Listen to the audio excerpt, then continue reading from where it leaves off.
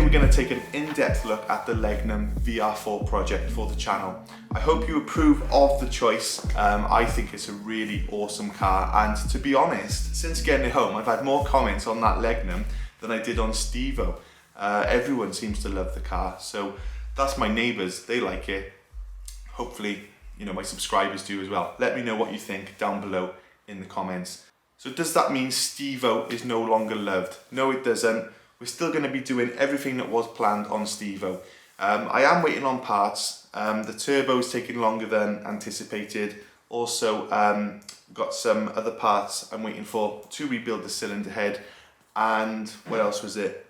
I've decided to balance the con rods and pistons before they go back in. So that's a little bit of a time consuming thing to do properly. So I'm not going to rush it. I want to build Stevo's engine or do the rod job to the absolute best of my ability and do it once. So that's the plan, and if anything, it gives us some content in the meantime. Now we're going to be concentrating on the Legnum for the next few videos. Mainly I want to just have a good looking over of the car. I also want to then do a general inspection, pump the tyres up, make sure there's oil in it. I don't plan on driving the car. Hopefully that car's not going to move at all now, or even be started until the day that Stevo is going out. And then the Legnum will come straight in. So that's the plan. But just in case I do need to move it in an emergency or something like that, I want to know that the car has been checked and there's nothing major that I've missed that will damage the car if we start it and move it around. So that's the plan. Let's go and have a look at it. Okay, so here we have it, the Legnum VR4. Now these are an absolute monster. 5.9 seconds to 60.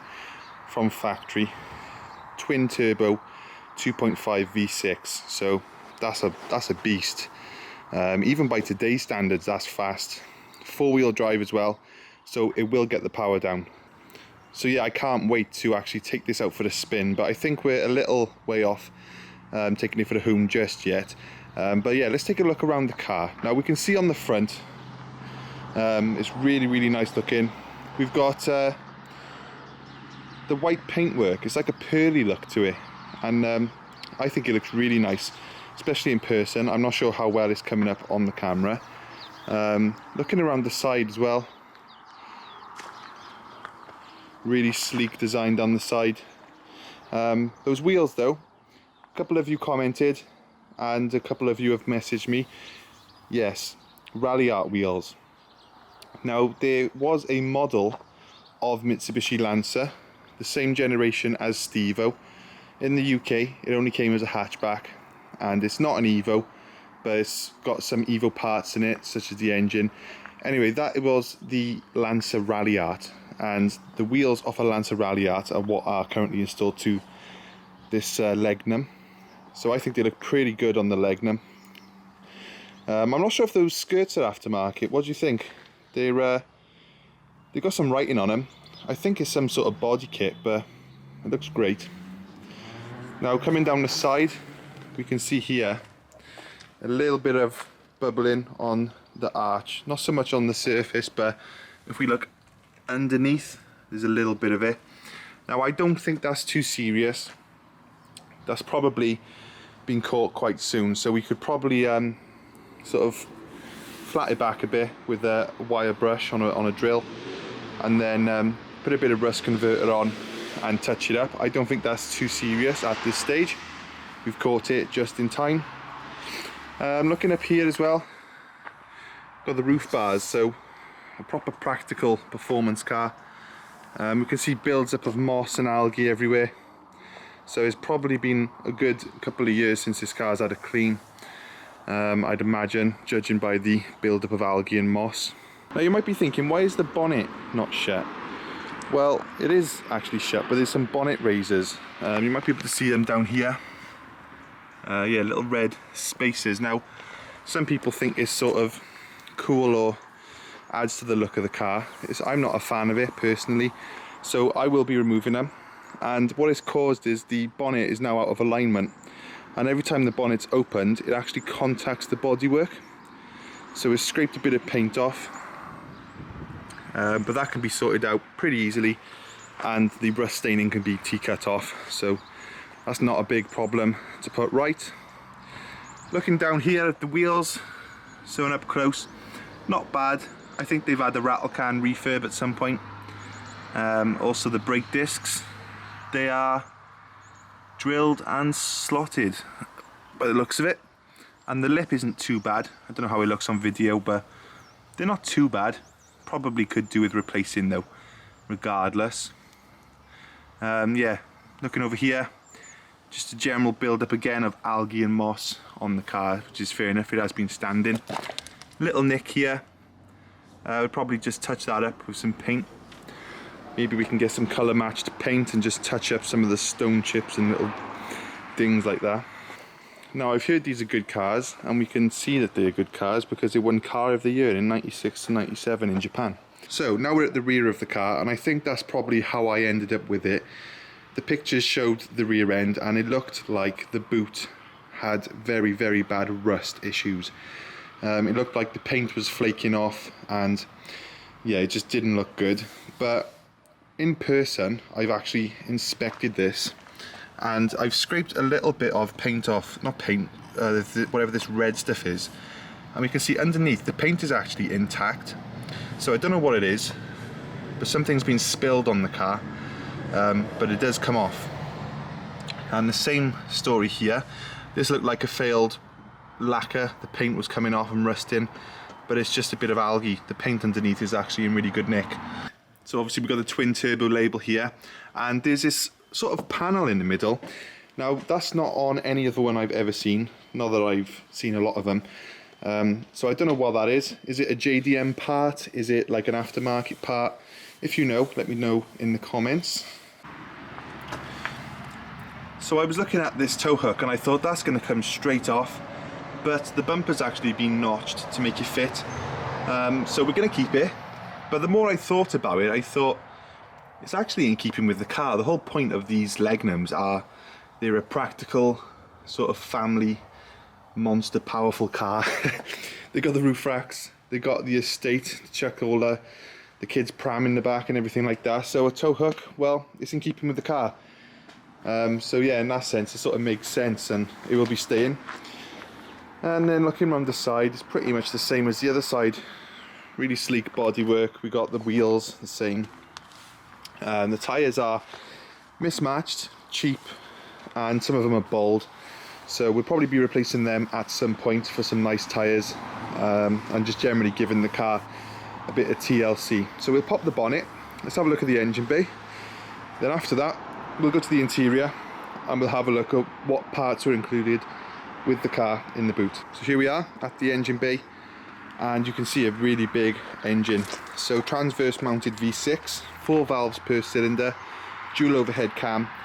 It's a proper V6, you know, it's not a big lazy thing. It's quite small and quite high tech. We got the dual turbos. Now it's not a sequential system, so it's not a small turbo and then a big turbo.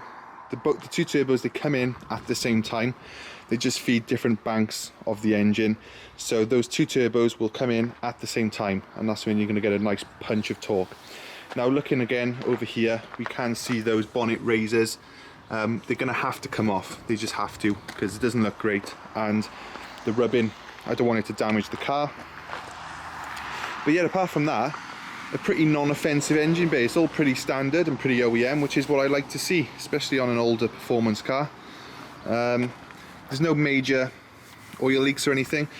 A little bit of rust here, so that might have to be cut out and patched up.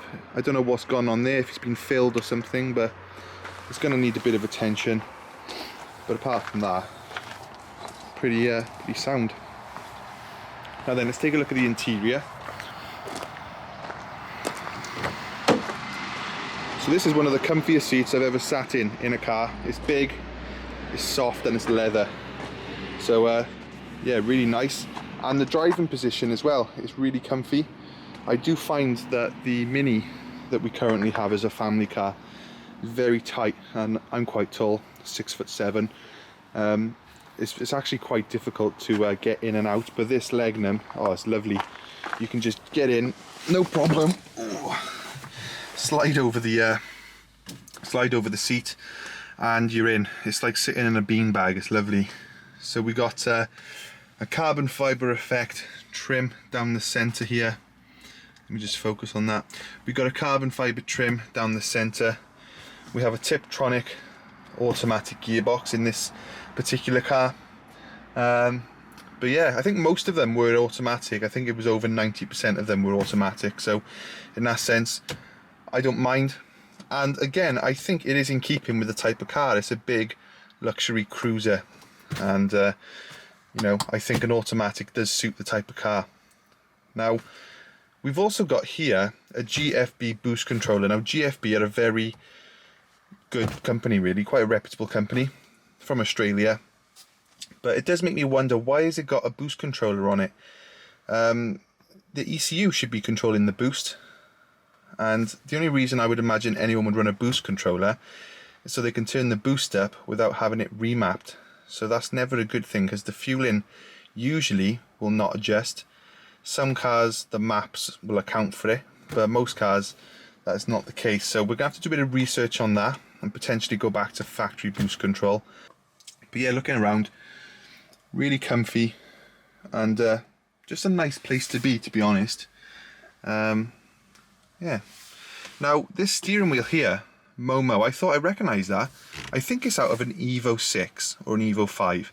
Had a look online. They're quite expensive, about £150. So that's something to bear in mind when I show you what's in the boot. So we'll go there next. Before we go there, I've got the original engine oil cap in the door. Now, as I said, OEM generally is the best way forward. So we do have some D1 spec oil cap. You know, it's not a bad thing, but D1, they're not a very good brand. They're just like a cheap Chinese eBay brand. So probably just put the standard one on. I'd rather have standard than a bad brand. Yeah, what was we going to do? The boot. Let's have a look.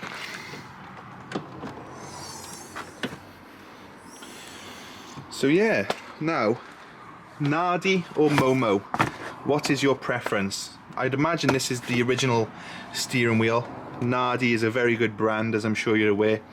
But yeah, the one in the car is that Momo wheel. So I don't know, which one do we fit? Which one do we sell? One of them's going to have to go. Not only that, we actually bought some of these spare parts off the previous owner. We bought 2 wheel bearings. Now, I don't know why they are in the car. Maybe the wheel bearings are going, but we've got them. We've also got these springs, which appear to have been rattle canned red. So I don't know if they're factory springs or they're an aftermarket part, but I had a little look. There's no like Ibach or anything logos on there, so I do think they might just be standard springs painted red, but I'm gonna have to investigate a bit further. We've also got the rear wind deflectors for the rear windows. So we noticed there's none on the rear windows, but there's some on the front. Stevo is the same. I was using it as a car for my brother-in-law, my sister to get married, and someone was in the back and the wind deflectors fell out on the motorway. So Stevo's only got the front ones too, so maybe the back ones tend to fall out. That's why they're in here, who knows.